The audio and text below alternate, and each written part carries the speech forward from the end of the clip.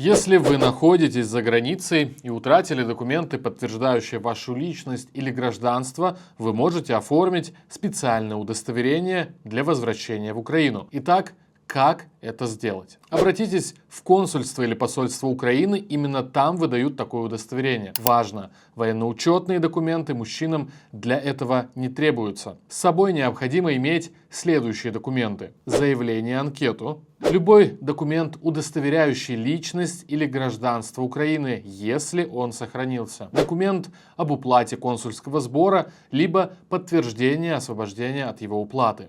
Удостоверения могут выдать только тем, кто ранее имел украинские документы и внесен в единый государственный демографический реестр. А что делать, если информации о вас в реестре нет? Такое случается часто, особенно с людьми, которые выросли на временно оккупированных территориях и никогда не имели украинского паспорта. В таком случае оформить удостоверение для возвращения невозможно. Сначала необходимо подтвердить гражданство Украины и оформить первый паспорт. Если вам от 14 до 18 лет, и это ваш первый украинский паспорт, необходимо обратиться в любое подразделение Государственной миграционной службы, ЦНАП или в государственное предприятие ДП-документ в Украине или за границей. Там у вас попросят предоставить следующие документы. Оригинал свидетельства о рождении, паспорта родителей или одного из них, чтобы подтвердить, что они были гражданами Украины уже на момент вашего рождения. Если это невозможно подтвердить,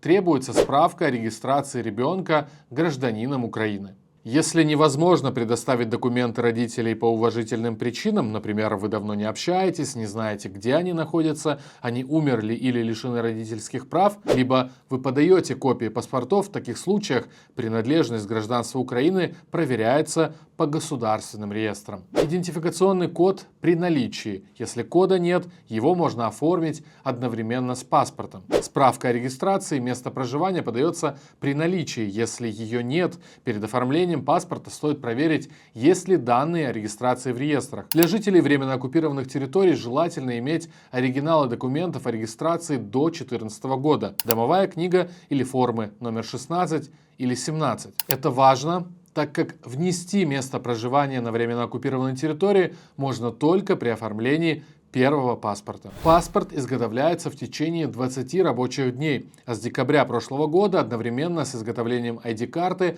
можно также заказать и изготовление паспорта для выезда за границу. Для тех, кому уже исполнилось 18 лет и кто никогда не имел украинского паспорта, в декабре процедуру упростили и вернули возможность заказывать документы в ДП-документ в зарубежных подразделениях. Также урегулирован механизм установления личности без паспорта. Теперь личность можно подтвердить с помощью других имеющихся документов: свидетельство о рождении, водительское удостоверение, пенсионное удостоверение, документы об образовании и так далее, через данные государственных реестров, с участием свидетелей, которые могут подтвердить личность заявителя. Свидетелем может быть родственник или сосед, имеющий действительные документы. Также изменения, внесенные в законодательство в конце прошлого года, предусматривают, что при получении или обмене паспорта данные о мужчинах призывного возраста передаются в соответствующие государственные реестры. Возможно и автоматическое постановление на воинский учет